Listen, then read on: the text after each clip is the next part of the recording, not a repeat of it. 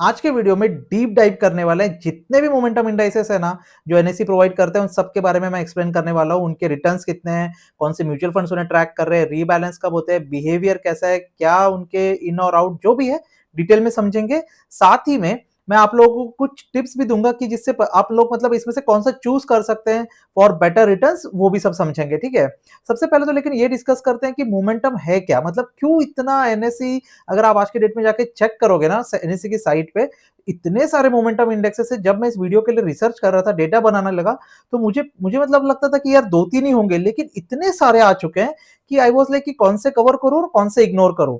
तो उसमें से मैंने फिर कुछ फाइनल किया कि चलो जो मेन मुझे लग रहे थे इंपॉर्टेंट वाले, वो सब इस वीडियो में मैं कवर करूंगा। बट ये मोमेंटम है क्या, क्यों इतना फेमस हो रहा है, राइट? अब देखो, एक एग्जांपल देता हूं आप लोगों को। आप लोगों में से जिन लोगों को स्विमिंग आती है या जिन लोगों ने बोट से कभी भी ट्रैवल किया होगा, मतलब या बोट की जर्नी, बोट में बैठे होंगे, तो कभी भी हमें क्या एडवाइस मिलती है? लहरों के साथ चलो, वेव्स के साथ चलो। अगेंस्ट जाओगे तो बहुत डिफिकल्ट हो जाएगा। सिमिलर कंसेप्ट है मोमेंटम में। जिस स्टॉक में मोमेंटम है, जिस इंडेक्स में मोमेंटम है, जिस सेक्टर में मोमेंटम है, उसके साथ अगर आप रहोगे तो आपकी रिटर्न ज्यादा बन जाएगी। आप उनके अगेंस्ट जाने की, मतलब ट्रेंड के अगर अगेंस्ट जाने की बात करोगे या ट्राई करोगे, प्ले करना चाहोगे, तो आपको बहुत लॉसेस हो सकते हैं या आपको प्रॉफिट नहीं बनेगा। इसीलिए जो ये मोमेंटम का कंसेप्ट है ना, कि मतलब जो ऊपर जा रहा है वो और ऊपर जाता है, उसके पीछे की साइकोलॉजी भी वही है। क्या होता है कि ट्रेडर्स चेस करने लग जाते हैं, म्यूचुअल फंड एक दूसरे के एनएवी को बीट करने के चक्कर में सेम स्टॉक जो भाग रहे हैं उसी में फोकस करने लगते हैं। जैसे आप देखोगे जब डिफेंस की बारी आई, डिफेंस चलने लगे, तो डिफेंस ही डिफेंस चल रहा था हर जगह पे। कोई नया म्यूचुअल फंड लॉन्च कर रहा है डिफेंस का, कोई कुछ कर रहा है, राइट? उसके बाद में जब पीएसयू चल रहा था, तो पीएसयू पीएसयू हर जगह पे होने लगा। And we also made good money जब मोमेंटम 30 इंडेक्स में ये स्टॉक्स आए थे, तो उस वक्त अच्छा प्रॉफिट बन गया था। ठीक है, तो एनएससी आज के डेट में क्या होता है ना, एक कभी कभी ना एक कोई चीज बहुत फेमस हो जाती है। ऑल्दो ये मोमेंटम बहुत पुराना टर्म है, बट हर बुल मार्केट में मोमेंटम सबसे ऊपर आ जाता है। क्यों? क्योंकि मोमेंटम चलता ही सबसे ज्यादा बुल मार्केट में, बाकी मार्केट में वो साइडवेज रहता है। इसीलिए क्या होता है, जैसे ही बुल मार्केट शुरू होता है या हम बुल मार्केट में रहते हैं, यूफोरिया होता है, मोमेंटम के रिटर्न सबसे ज्यादा दिखते हैं, तो automatically everyone start chasing that term. और उसी के चक्कर में एनईसी ने इतने सारे लॉन्च कर दिए। एक उन्होंने सबसे पहले जो लॉन्च किया था वो था निफ्टी 200 मोमेंटम 30, जो 2020 में उन्होंने लॉन्च किया था। उसके रिटर्न्स को देखते हुए टिल 2024, ये देखते हुए उन लोगों ने अब तो मतलब 10-12 बन चुके हैं। तो ऐसे ही होता है, इसीलिए फिर एनएससी भी क्या है ना, जो चलता है उसे ही चलाओ, उसी के ऊपर बनाते जाओ। See this is work. And दूसरा क्या होता है, जो मुझे लगता है, I am not 100% sure, but ये मेरा एक एनालिसिस है कि शायद ना कुछ म्यूचुअल फंड्स होते हैं या कुछ प्लेयर्स होते हैं जिन्हें इस टाइप के इंडाइसेस की जरूरत होती है, and they I think ask them कि आप कुछ प्रोवाइड करो readymade, so that you know we can easily create an index fund out of it. ऐसा मुझे लगता है, I am not 100% sure, but ये हो सकता है रीजन। ठीक है, तो अब सबसे पहले इन जो इतने सारे म्यूचुअल फंड्स है ना, सॉरी मोमेंटम के जो इंडेक्स है ना, एक काम करेंगे अभी। सबसे पहले सी क्या होता है कि काफी यूट्यूबर्स आपको रिटर्न एंड में दिखाएंगे और बाकी राम कहानी पहले बताएंगे। हम ऐसा नहीं करेंगे, मैं ऐसा नहीं करूंगा। मैं सबसे पहले रिटर्न्स दिखाऊंगा, लेट्स सी कि क्या वर्क किया है, कितना वर्क किया है, और उसके बाद उसके डिटेल्स में जाएंगे। ठीक है, तो सबसे पहले रिटर्न्स पे चलते हैं। अभी आपको जो स्क्रीन पे दिख रहा है, सो मैंने क्या किया, ये कुछ 5677 है आई थिंक ये। तो 7 के रिटर्न्स मैंने निकाले फ्रॉम 2005 टू 2025। ठीक है, इसमें सबसे पहला अगर आप देखोगे, मैं पेन ऑन कर रहा हूँ, एक सेकंड, इसको ब्लू कलर ले लेते हैं। सबसे पहले हमारा ये निफ्टी, ठीक है, निफ्टी हमारा जो स्टैंडर्ड इंडेक्स है एनएससी का, उसके रिटर्न्स अगर हम देखेंगे इन लास्ट 20 ईयर्स इज 11। ये 11.10 इज नथिंग बट 11x, इसे समझो, मतलब 11 टाइम्स रिटर्न्स हमारे बन रहे हैं। ठीक है, उसके बाद ये एक निफ्टी अल्फा 50 करके एक इंडेक्स है। So this is what, this is actually जो निफ्टी के, नॉट निफ्टी बट एनएससी पे जो टॉप 300 स्टॉक्स होते हैं by market float, free float जो होता है ना, उसके अकॉर्डिंगली प्राइस बेसिस पे। And then there are some more considerations into it. उसके डिटेल फॉर्मूलाज आपको niftyindices.com इस साइट पे आपको मिल जाएगी। उसकी फैक्ट शीट्स के अंदर सारे इंडेक्सेस का आपको जो भी कैलकुलेशन के जो फॉर्मूलाज है ना, सब मिल जाता है। तो उसके अकॉर्डिंगली उसका रिटर्न्स आप देखोगे तो बहुत अच्छे रिटर्न्स है, अप्रोक्सीमेटली 50 टाइम्स उसने रिटर्न्स दिया है। देन मोमेंटम 30 जो मेरा फेवरेट है, उसके अप्रोक्सीमेटली 30 टाइम्स है। मिड कैप सबसे ज्यादा रिटर्न्स इस इंडेक्स ने दिए मिड कैप मोमेंटम में। इसकी बातें मैंने पिछले वीडियोस में भी बहुत आप लोगों को बताया। 60 टाइम्स इसके रिटर्न्स बने। ठीक है, क्यों बनते हैं इसके रिटर्न्स इतने ज्यादा, वो भी आगे समझेंगे हम। देन आप देखोगे जो काफी लोगों ने आप में से निफ्टी 500 मोमेंटम 50 का पूछा था, तो उसके भी रिटर्न्स बहुत अच्छे बने 50। अब 500 में क्या होता है, आपके स्मॉल कैप्स भी आ जाते हैं, तो इसकी वजह से रिटर्न्स भी थोड़े ज्यादा बन गए। लेकिन आपको दिखेगा कि मिड कैप के कंपैरिजन में कम है, उसका रीजन ये है कि वो गिरते भी ज्यादा है। तो जब गिरते हैं ना तो इंडेक्स के रिटर्न्स काफी कम हो जाता है, इसलिए वो टोटल में मिड कैप को बीट नहीं कर पा रहा है, ठीक है। Then there is another index जो मुझे लगा चलो ले लेते हैं, मैं वैसे इतना ये लास्ट के दो को लेके जो है ना इतना मुझे था नहीं कि यार करेगी नहीं करेगी, चलो ठीक है एटलीस्ट रिटर्न वाइज तो कंपेयर कर लेते हैं, क्योंकि इन्हें ट्रैक करने वाले भी ना कुछ ज्यादा म्यूचुअल फंड है नहीं, एक हाथ दूसरा ही है। तो मैंने सोचा कि चलो एटलीस्ट रिटर्न तो देख लेते हैं कि कितने मिल रहे हैं। तो उसमें भी ठीक ठाक है, 47 44 के आसपास हमारे जो है उसमें रिटर्न्स बन रहे हैं।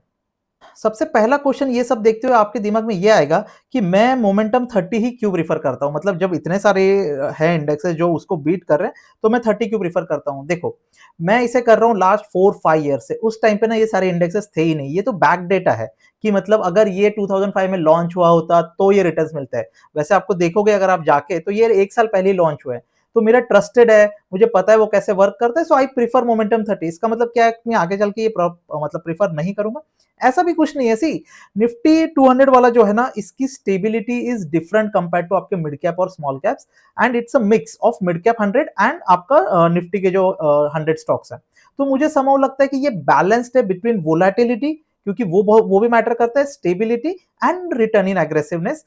इट वोंट ऑब्वियसली आप देखोगे जब आप इसे 50 और 60 टाइम से कंपेयर करोगे तो मतलब ठीक है लगता है कि हाँ यार बहुत बड़ा डिफरेंस है, राइट। तो बट मुझे ऐसा लगता है कि मिड कैप और स्मॉल कैप में ना सही एंट्री लेना, थोड़ा टाइमिंग, मतलब टाइमिंग इज नॉट लाइक आप एग्जैक्ट बॉटम कैच करने जाओ, बट बॉटम के नजदीक सही अगर मिल जाए ना या एटलीस्ट क्रैश के बाद मिल जाए ना तो रिटर्न ज्यादा आते हैं instead of buying it during the top या मिड में। ऐसा मेरा पर्सनल ओपिनियन है, आगे हम और समझेंगे इसके बारे में, ठीक है।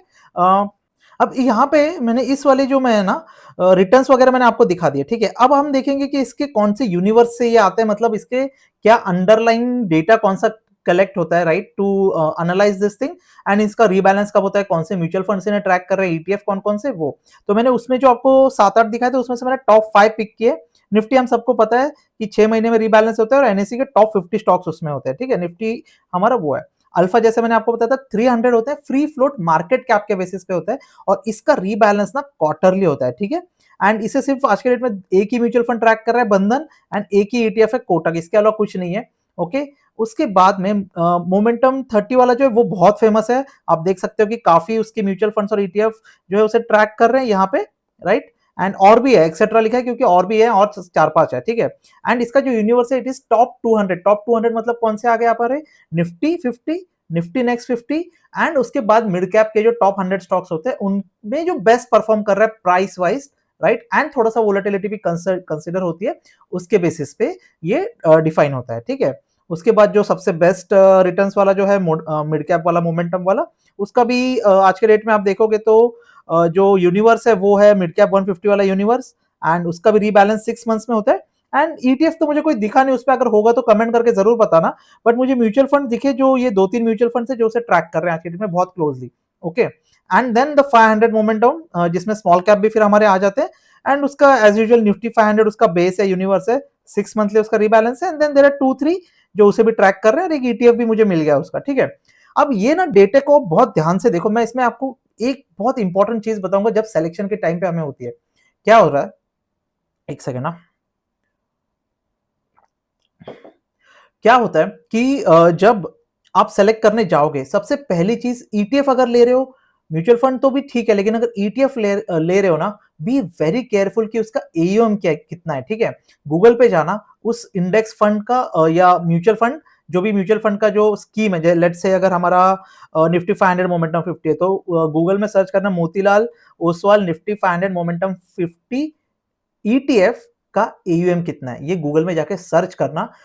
टेलिंग यू व्हाई, क्योंकि क्या होता है ना अगर एयूएम नहीं होगा एंड कभी अगर बहुत ज्यादा बाइंग या सेलिंग वॉल्यूम्स एकदम से बढ़ने लग गए ना इन अंडरलाइंग इंडेक्स या स्टॉक्स, बेसिकली इंडेक्स में तो नहीं होगा, स्टॉक्स में अगर बहुत ज्यादा बाइंग सेलिंग हो गई ना, बट अगर इसका एयूएम नहीं होगा ना ज्यादा, इसके वॉल्यूम सही नहीं होगे ना, स्प्रेड्स इतने ज्यादा वाइड हो जाएंगे कि प्रॉब्लम में आने के चांसेस होते हैं। Same goes for index fund कि जो म्यूचुअल फंड होते हैं इंडेक्स के बेसिस पे एयूएम समहाउ ना मुझे मैटर करता है, और ये अभी नहीं पता चलता, ये जब गड़बड़ होती है ना तब बहुत ज्यादा मैटर करने लगता है, क्योंकि फिर ना इनको मतलब एग्जिट करना होता है, एक साथ बहुत लोग एग्जिट करने के लिए आएंगे ना, then they just sell like anything, and फिर प्रॉब्लम होना मतलब होने के चांसेस भी हो जाते हैं कि अगर कुछ गड़बड़ नहीं की होगी इन लोगों ने तो ठीक है, बट अंदर अगर और कुछ गड़बड़ की होगी ना फिर तो लिक्विडिटी का बहुत बड़ा इश्यू हो जाता है। आपको पता ही होगा कि एनएससी ने बीच में सबको टेस्ट भी करवाया था कि भाई अगर कुछ क्रैश वाला सिनेरियो आता है तो आपका लिक्विडिटी सही है कि नहीं, बट उस टाइप के मतलब क्या बोलते हैं एक वर्चुअल सिनेरियो में टेस्ट करना और रियल में पैनिक वाले से इसमें टेस्ट करने में या रियल में करने में ज़मीन आसमान का फ़र्क है। तो वो एक थोड़ा-सा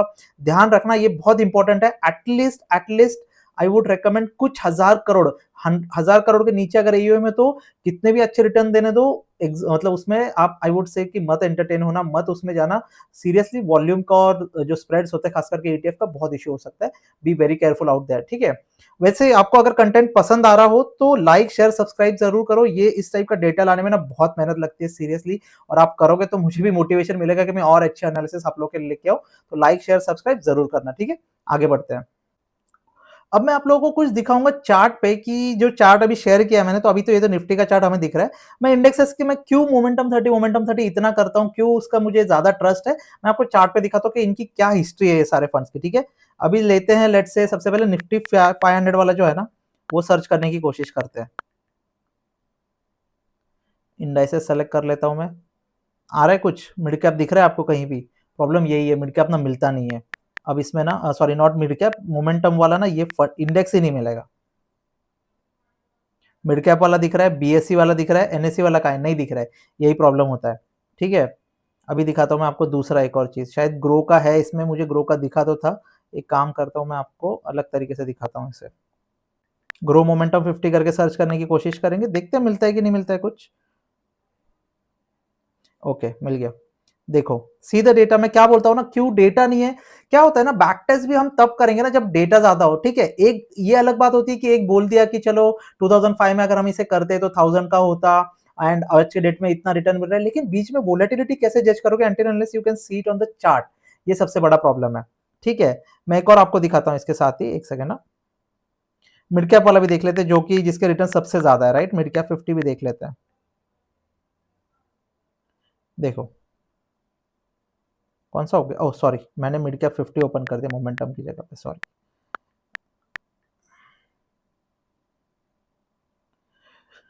ओके, इंडाइसेस कहाँ गए? ये रहा। ओके, देखो सी कितने डेटा है, सिर्फ 1 साल का डेटा है हमारे पास। अब इसमें भी वोलेटिलिटी, सी द वोलेटिलिटी 68,000 से, ठीक है? मैं आपको मेजर करके दिखाता हूँ एक बार कि क्या होता है, ठीक है? हमें बोलना बहुत आसान हो जाता है लेकिन ना कुछ चीज़ें मैटर करती है, देखो। यहाँ से मैं स्केल से मेजर कर रहा हूँ। सी 26% ऑलमोस्ट 28% तक गया था इसका ड्रॉडाउन। ये प्रॉब्लम होता है, इसीलिए ना मैंने जब बोला था आपको कि रिटर्न्स है 60 टाइम्स, लेकिन क्या आप 30% के ड्रॉडाउन पे बैठ सकते हो? जबकि निफ्टी सिर्फ 15% टच हुआ है नीचे। उससे ज़्यादा अगर हमारा क्रैश चालू रहता, अगर निफ्टी 30% जाता ना, ये डेफिनिटली 50% तक जाता। तो वो होल्ड करना ना, उसमें जान निकल जाती है। तो इसीलिए ना रिटर्न ज़बरदस्त देता है, बट वोलेटाइल भी उतना ही है। दैट्स व्हाई मैं हमेशा बोलता हूँ कि मार्केट को समझो, अगर मार्केट बुल फेज में नहीं है, स्टिक टू मोमेंटम 30 ज्यादा बेटर रहेगा, स्टेबिलिटी बनी रहेगी, ठीक है? तो चार्ट देख लिया, रिस्क रिवॉर्ड देख लिया, और बाकी के तो मुझे मिल भी नहीं रहे थे, मतलब ऐसे ही है सारे, 1-2 साल पहले ही लॉन्च हुए हुए हैं। तो मैंने आप लोगों को कौन-कौन से मोमेंटम के फंड्स हैं, उनके रिटर्न्स कितने हैं, म्यूचुअल फंड्स कौन से ट्रैक कर रहे हैं, क्या उसमें रीबैलेंस होता है, कब होता है, सब दिखा दिया। चाहे तो पॉज़ कर लेना, थोड़ा देख लेना और साथ में गूगल भी कर लेना, फिर जैसे स्लाइड के साथ में जैसे मैंने आप लोगों को शेयर किया। आप पॉज़ करके फिर आप गूगल करके देख सकते हो, इसमें सब देख सकते हो। आपको डिटेल में अगर खुद जानना हो तो निफ्टी इंडाइसेस करके साइट है, आपको अभी दिख रही होगी, तो आप उस पे आप चले जाओगे उस साइट पे, तो आपको सारा डेटा मिल जाएगा इन डिटेल, ठीक है? अब इसमें से टेक अवे क्या लेना है, ओके? देखो, मोमेंटम वर्क्स, आपको अगर अभी तक तो आप मेरे साथ ये जर्नी अभी हमने इस साल शुरू की है, करेक्ट है? जबकि मार्केट बुल फेज में नहीं है। एक बुल मार्केट मेरे साथ देख लोगे ना मोमेंटम इंडाइसेस के साथ, आप मान जाओगे मोमेंटम के अंदर, एंड उसमें जब आप मेरी स्ट्रैटेजी अप्लाई करोगे ना, तो आपको दिखेगा कि सिर्फ प्रॉफिट बनता नहीं है मार्केट में, वो बैंक में भी आता है, जो मैं हमेशा बोलता हूँ आप लोगों को, क्योंकि वो ज्यादा इंपॉर्टेंट है, ठीक है? एक बुल मार्केट देख लोगे, आपको सब समझ में आ जाएगा जो भी मैं बोल रहा हूँ। बट अभी क्या होता है ना, इसमें रिस्क है। जैसे मैंने आपको दिखाया कि मोमेंटम मिड कैप वाला जो था, उसकी वोलेटिलिटी मैंने दिखाई। In actually not just that ना, आप कोई भी मोमेंटम इंडेक्स देखोगे ना, उसकी volatility will always be higher than the underlying base, क्योंकि क्या होता है, जो बहुत ज्यादा ऊपर जाता है ना, जब गिरने का टाइम आता है तो वही सबसे ज्यादा नीचे भी गिरता है, इसीलिए फिर क्रैश भी और नेक्स्ट रीबैलेंस के पहले अगर मार्केट गिर जाता है, तो आपको डाउन जो मूव दिखती है वो भी बड़ी दिखती है।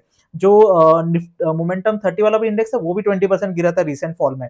तो ये बहुत कॉमन है, इसीलिए stop loss is a must. But अब क्या होता है कि हर बार आप स्टॉप लॉस भी नहीं लगा पाओगे, या अब अगर आप नए हो, आपको रिस्क, मतलब जैसे कभी कभी होता है ना, हमने स्टार्ट किया और गिरना शुरू हो गया, अब ऐसे में हम क्या करेंगे, राइट? तो हम होल्ड करके बैठ जाते हैं। तो उसके लिए बेस्ट वे कि अगर आप आज स्टार्ट कर रहे हो या आपने अगर 2025 में स्टार्ट किया है, डाउन मार्केट में या साइडवेज मार्केट में स्टार्ट किया है और आप एक्यूमुलेशन फेज में हो, तो आपको एग्जिट करने की कोई जरूरत नहीं, आपको स्टॉप लॉस की कोई जरूरत नहीं, क्योंकि आपके इनिशियल यूनिट्स ही कम होते हैं। Let the units accumulate. Stop loss खास करके उन लोगों के लिए ज्यादा इंपॉर्टेंट है जो 4-5 साल से मार्केट में एक अच्छा पोर्टफोलियो बना के बैठे। ये बहुत इंपॉर्टेंट है, क्योंकि आपको एक्यूमुलेट तो होने तो पहले, अगर आपने डाला ही 2-3 लाख है और उस पे अगर आप मतलब और आप हर महीने लेट्स से 20 से 20-30 हजार की अगर एसआईपी कर रहे हो एंड एक्यूमुलेट कर रहे हो, तो मतलब गिरने तो क्या क्या फर्क पड़ता है, क्यों टैक्स देना है या ट्रांजैक्शन टैक्स भी क्यों देना है, राइट? क्यों कोई चार्जेस देना है? Let it be, let it fall, let it जो भी होना है उसको होने दो, एक्यूमुलेट कर लो। हाँ, अगर ऊपर जाता है देन वेल एंड गुड, फिर तो आप वैसे भी प्रॉफिट में आ जाओगे। तो इस बात को समझो कि मतलब कैसे मार्केट में क्या करना चाहिए।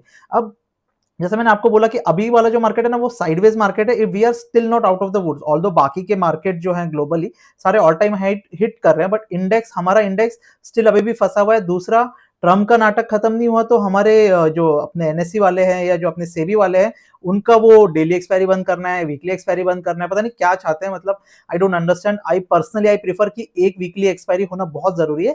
It creates volume in the market, लोगों का इंटरेस्ट मार्केट में लेके आता है। सी भले ही ऑप्शन से कोई पैसा कमाए या ना कमाए, एक बात तो हमें माननी पड़ेगी कि ऑप्शंस की वजह से लोग बहुत मार्केट में आ रहे हैं and ultimately it increases the volumes of the stocks and everything.